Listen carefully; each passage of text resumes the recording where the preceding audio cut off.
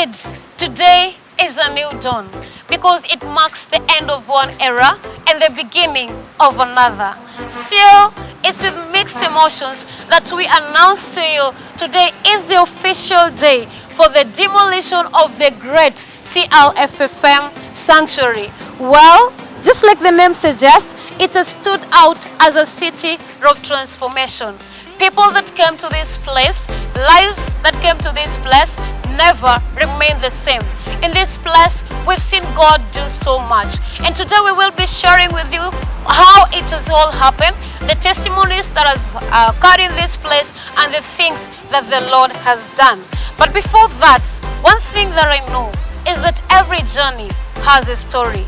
And as for the children of God, the enemy will never roll a red carpet for your success. So the construction of this big temple, as you see, that has been a city of transformation for many lives. Its establishment was not a walk in the park. There were opposition, discouragement, and even evil words from the naysayers. But thanks unto God that we have His amazing servant Apostle Danson Chege that believed in the vision and stood with it. And just like the men who stood with Nehemiah in the days of Sanballat and Tobias, there were men who stood with him and women and children to ensure that it was established. And the reason why we are sharing with you this is that you may know when they gave out themselves to its construction, their lives never remained the same. And therefore we are going to bring to you short stories of individuals that participated in the building of this sanctuary, what happened in their lives, where they were at the time of construction, where they are today, and the testimony they have to give it unto you, so that you may be encouraged as we are going to have the groundbreaking for the building of our cathedral. You will know where the story began and what to expect from God. Have a look.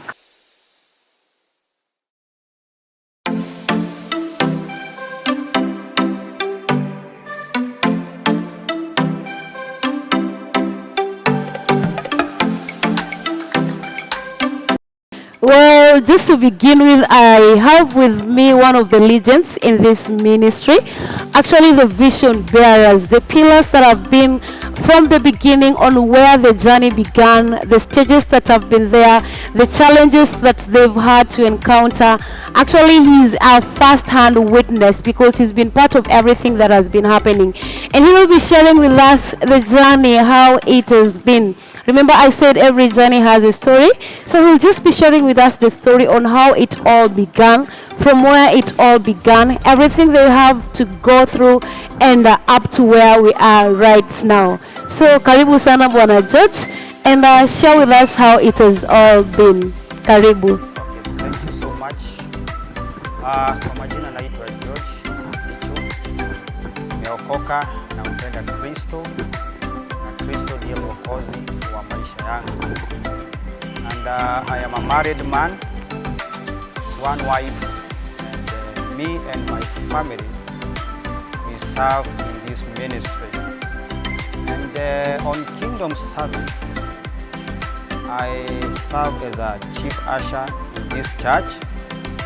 Ama mimi ndiye kiongozi wa mashemanzi, na ninahudumu katika sehemu zingine katika hili kanisa nikiwa ni mmoja wa viongozi ama board member.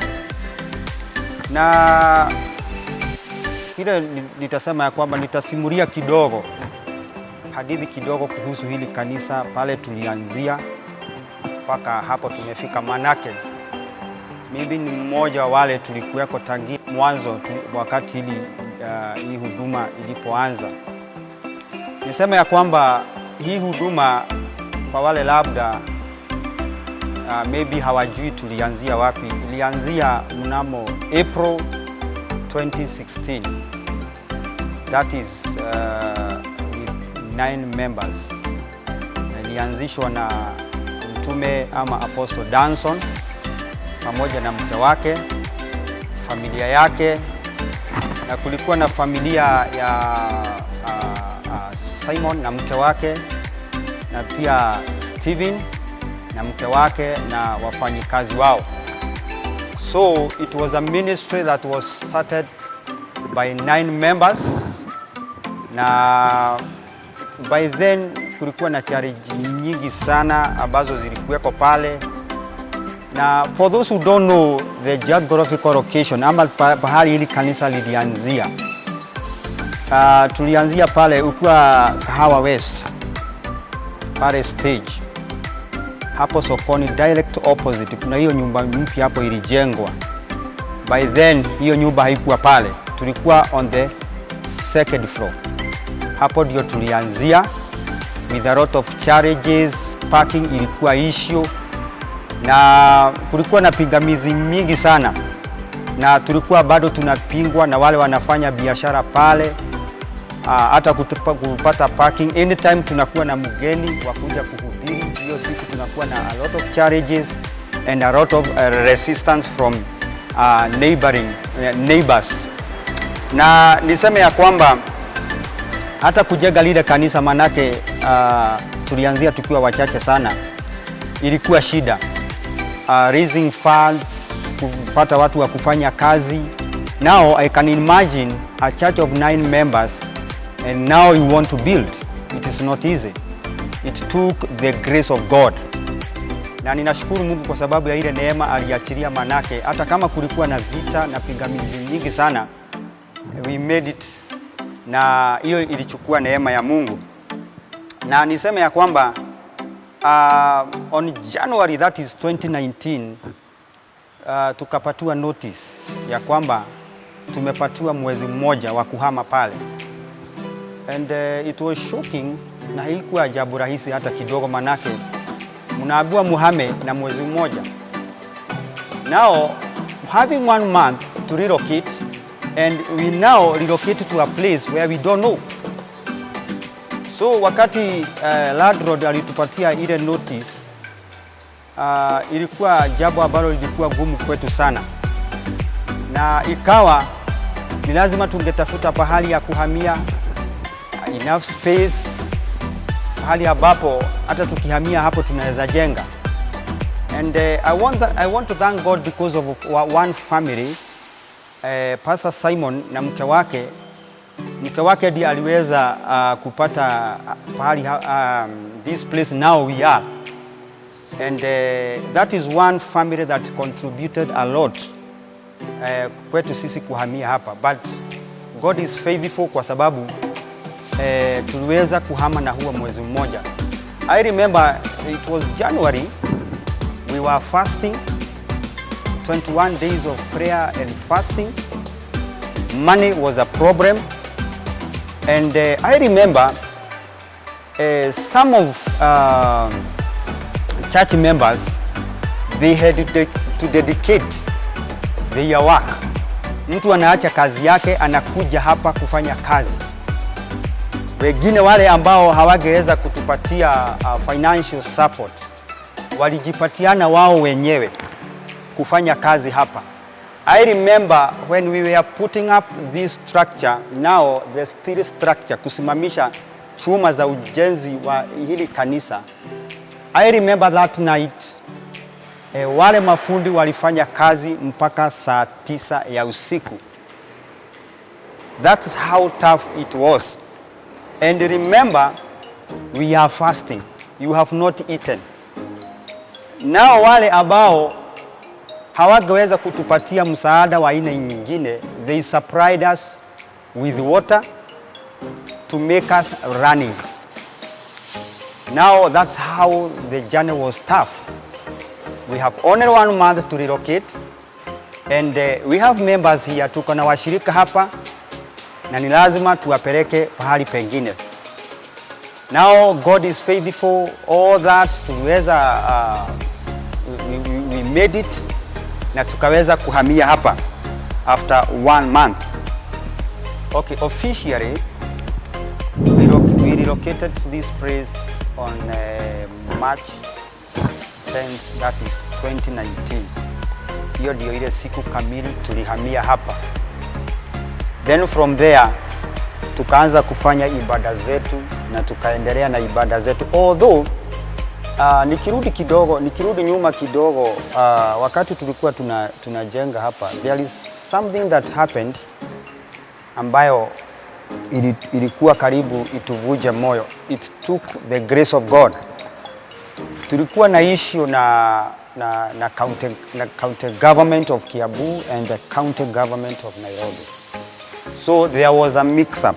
As you can see this place, you cannot tell whether tuko Kiambu ama tuko Nairobi. So one time, the officials wa county ya Nairobi walikuja, tukiwa tumejega kanisa, imefika kwa madirisha, one officer akakuja akabomoa. Na actually some of the members, church members ambao waliona hiyo walikuwa karibu kuvujika moyo, but we thank God because of our lead pastor, that is Apostle Danson, ambaye alitutia moyo. So that is one event that ilikuwa karibu kutuvuja moyo, but all in all, kwa sababu ya neema ya Mungu tuliweza kujenga na tukaendelea, na hizo shida za kusubuana na kanjo zikaisha na tukaweza kumalizia. Nao tulinunua uwanja mmoja ule uko katika main entrance. Then kwa madhabahu, this sanctuary is sitting on 2 plots. Kwa hivyo tulinunua ile ya kwanza, then on 2:1 Mungu akatupatia the second plot, na sasa ndio hapa mnaona madhabahu iko. And hiyo sasa ndio ilituonyesha ya kwamba kuna mambo mazuri yanakuja. Na actually in the first place we rented, but the second one we were able to buy, and we have a title for the second one, and now we are in the process of completing to buy the second one. And that is how we were able to move from that is how from April 2016, that is the journey up to 2021, tukawa sasa tuko na plot yetu, we own with our own title, and now we are finishing to buy the second plot, where now we are about to build the cathedral. Wow, I believe that you've all had what a glorious journey it has been. And this is just to remind you, even before we proceed, there's one thing that George has said, that it was not just about the money. Yes, the money was important, na watu walijitolea na fedha zao and all that. But another thing that I also want you to note is that people had to give all that they had. And that's why people had to sacrifice their jobs and come to this place. They had to leave their business to come and build the church, the sanctuary that we are about to gladly bring down. And also people had to even bring water, anything that anyone could give. And this is a calling to each and every one of you, that even as we will be bringing down this old sanctuary in preparation for the greater glory of the cathedral, please purpose to give everything and anything that you can, whether it's your skill, whether it's your energy, the labor that you need, food maybe to the laborers, anything that the Lord has graced you other than just the money that you can give. Please feel free to give it out, and we believe that your life will not remain the same. So I'll also just like him to share with us how it happened that they were able to even buy the land. Because remember, he mentioned walianza watu 9 wakakuja, the church has grown, and now up to 2021 and up to today. So George, how were you able, like mliweza vipi kupata the money as a church until finally now that you have the title deed? Okay, Priscilla, one thing I want to tell you is that it was not all about money. It was about the will. Manake nikitazama hapo nyuma vile tuliweza kuraise pesa za kununua shamba na kujenga, every coin counted. Actually, we formed a group called Ladi Committee. The servant of God, Apostle Danson, requested people to volunteer and they joined him to be able to buy this land. And a few volunteered. And because I was the chairman of that land committee, we were about 20 of us. And I remember wakati tulikuwa tunaenda kwa ile kanyumba iko pale nje kuchanga hizo pesa, we would even count a shilling. That's why I said when I was starting that it was about the will. Na kama vile nilikuwa nimesema hapo mbeleni, wakati wa kujenga, wakati tulihama kutoka pale town, it was not about money. So the same drive ndio ilituwezesha kununua now the plot. Building this sanctuary, it was not all about money. It is the willingness of the heart of the believers. Na hata sasa kununua hili shamba, wakati tuliform your land committee, the same drive, the willingness, dedication, sacrifice ndio ilitusaidia hata kununua hizi plot mbili. As I have told you, we are on the last phase kumalizia kununua the second plot where the cathedral will be sitting on. So niseme ya kwamba when people are willing, wakati wao wako tayari kujitolea, to sacrifice with all that they have, we can achieve a lot. Yes. Wow. Where there is a will, there is a way. Are you willing to be part of the story of the Mega Cathedral? This is your day. So even before we wind up, I'd just like him to share with us the achievements that we've been able to have as a church from that time up to this particular moment when we are just about to demolish this sanctuary.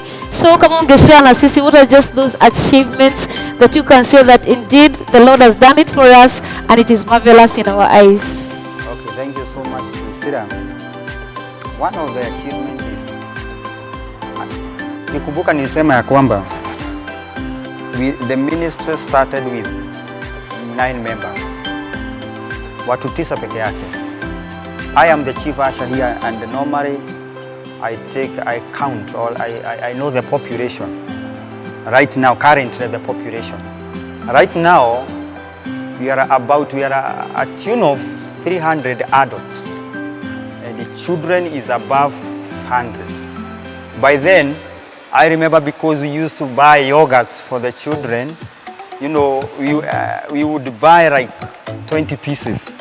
Right now, the number is overwhelming. We have so many. Yes, right now, our Sunday school classes, we have around 3. And if you go there, the classes are almost full. So numerically, God has given us grace and we have achieved so much. The second thing is that by then, we had only the lead pastor, now the Apostle Danson, and his wife. We had Simon. By then he was not a pastor. And right now as we talk, we have 6 pastors. Glory to Jesus. We have Apostle Danson and his wife. We have Pastor Zaiga and his wife. We have Pastor Rose. We have Evangelist Kevin. And we have Pastor Andrew. And so we can see what God has done. And the church is continuing to grow. Now there is another area of growth that I can count. That is the spiritual growth. Vile tulianzia.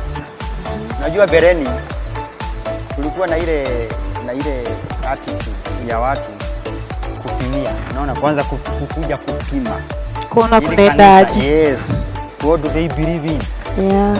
Do they worship the true God? Sure. So nilikuweko pale bereni, so nilikuwa naona it was so hard. It was not predictable kujua kama huyu mshirika mtakuwa na yeye kesho ama hamtakuwa na yeye. Lakini siku hizi you can tell. or you can rely on the washirikas. And that is why you can see right now, wengi wao wamepatiwa majukumu. We have ushers, we have praise and worship, and you have quite a number of ministries which are running very well with very serious leaders, showing you that people has grown, watu wamekomaa kiroho. Lakini by then kulikuwa na ile katambia mtu anakuwa kiongozi wa wazee, lakini all of a sudden anadisappear. Mtu anakuwa kiongozi wa wamama, all of a sudden anadisappear, hata hamjui yuko wapi, no communication, nothing. But now watu wamekomaa. Then tuko na very serious classes which are going on. Watu wameamua kusoma. Currently as we speak, we have a very serious program going on. And on August, we are talking about bolts and nuts. Right now, we have a school of leaders classes ongoing. They are going on in parallel too. You can see the seriousness, how people want to know Christ more, how people are growing, you know. And that is one of the biggest achievements we can see. Then there are the other achievements, like since then, especially when we moved down here, when we moved in this place, tumekuwa na maharusi ikiendelea.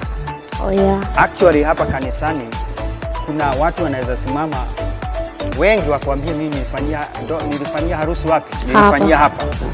That is one of those big achievements we can count. Sure. Even when you look outside, you can see the manifestation of the blessings of God. Watu wamenunua magari, apostle amekuwa akiombea manyumba, watu wameweza kujenga. So we can see the manifestations of the blessings of God in the lives of people. In this ministry, we have 3 more branches. Oh, nice. Yes. We have one in Kimonyo. In Duberi, we have another one. And in Kiambu. Okay. So right now we have 3 more, and very soon more are coming up. Amen. Yes. Wow. What a testimony. What an achievement. Indeed, the Lord has done it for us in this place. And these are just but encouragements to you that where the Lord is, He commands His blessing. And one thing that we know and one thing that I've learned is that you can never give out yourself to the Lord and your life remains the same. So Mr. George will be just sharing with us shortly on how his life was during that time with all the struggles and putting the church together, moving from the marketplace to this place, establishing it, having the county people coming to destroy it, but still he pressed on to this ministry.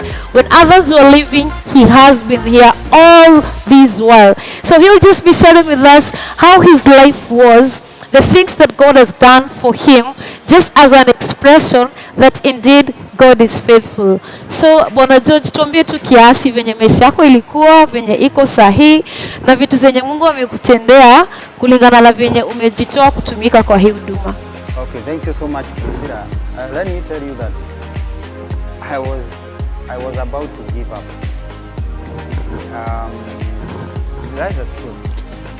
Because now there was so much pressure. Me natoka Thika, by the way. I'm sorry, I did not say that. I travel all the way from Thika up to this place. So nikifanya hesabu za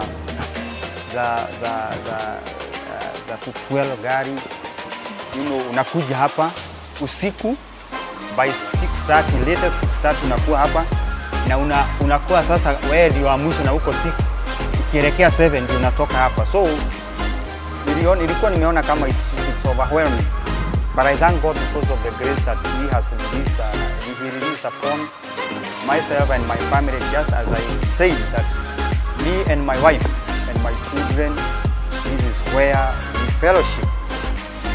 Niseme ya kwamba since I joined this ministry, one big achievement that I can count is the growth spiritually. Mimi sikuwa najua ya kwamba naweza funza. Currently, I am the the principal of the school of leaders, na sikuwa najua ya kwamba naweza kuwa kiongozi wa kiwango hiyo ama naweza kuwa mwalimu. So nimeona Mungu akiniinua kutoka from one level to another. Then the other thing is about katika maisha yangu ya kawaida. I had a prayer or I had a desire to own land in Nairobi. And along the way, God gave me land here in Nairobi. Something ambayo msikuwa nafikiria inaweza tendeka katika maishani mwangu. And there are so many things God has done in my life, in my business. Imekuwa ikiendelea vizuri. And those challenges ambazo nilikuwepo hapo mbeleni, to fuel my car, to come here, you know, to spend, to come here, they are no longer challenges to me. Actually, we enjoy, me and my family, to come here and to serve God together. So I can simply say that God has helped me, God has lifted me up, and even those who know me, you can see the manifestations of the blessings of God in my life. Yeah. Indeed, the Lord is faithful. He has done it for him. He can do it for you as well. Wouldn't you like to be part of the story of the building of the cathedral? This is your day. Purpose to participate so that generations can remember you for the great acts. So even as we wind up, I'd just like him to share with us something, at least a message to the church in regards to the building of the cathedral. Okay, thank you so much. Kile mimi ningetaka kuambia ni kwamba wakati tunajenga cathedral, be part of it. Usitoroke. Don't run away. Wacha wakati vitabu za kumbukumbu zitakapoandikwa, that your name will appear there, that you participated in the construction of the cathedral. Na hizo nyakati kulikuwa na mambo ya kutusumbua akili ya kajo na nini, sijui tutabomolewa. Those days are gone. So be part of those who are going to participate. Don't run away. Participate. Na usijari kiwango ya pesa uko nayo, just avail yourself and make sure you don't run away. Participate in the construction of the cathedral. The way you are, we need you. God needs you. Yes. What an achievement. Indeed, the Lord has been faithful. Well, here are just some highlights in picture form of the things the Lord has done, transitioning to various ministries and the ministries that have been given birth to. Beginning with the DOVC that was given birth to in October 2021.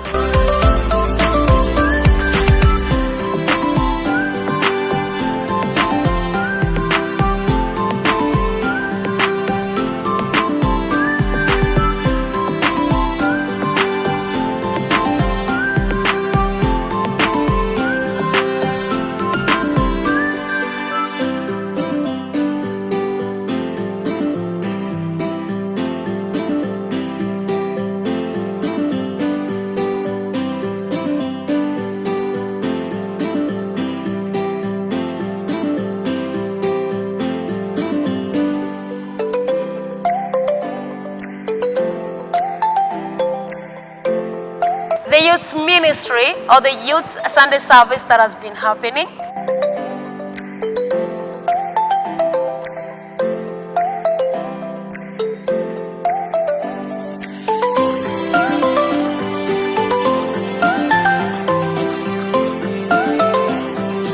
The VBS that have been happening on a timely basis.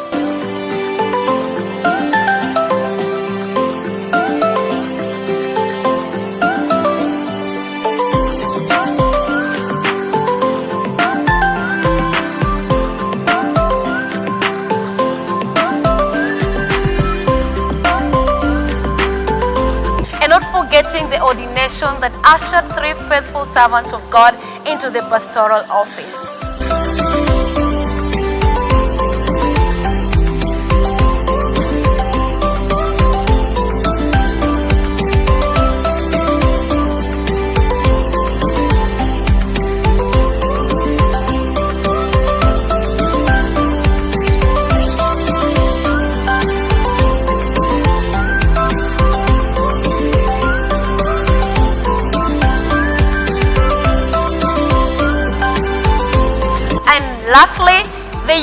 that have been transitioned from singlehood into the marriage life.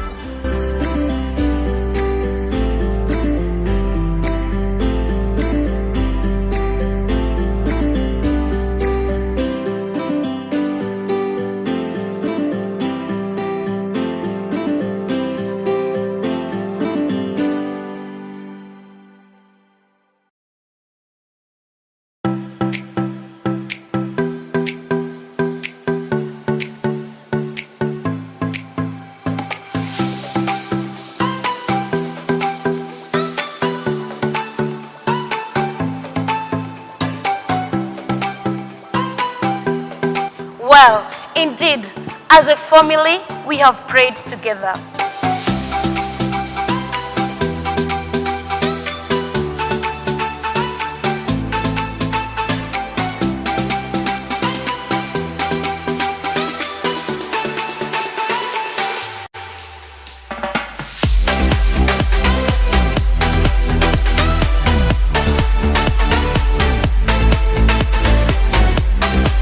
As a family, we have played together through the fun days and the family activities.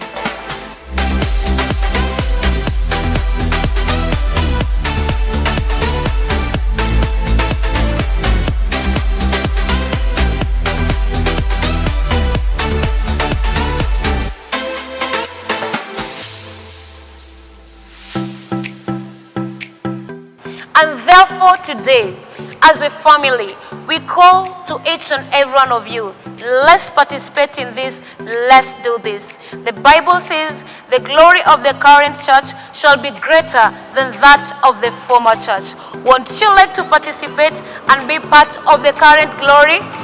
Let's arise, let's give ourselves, let's do this. God bless you.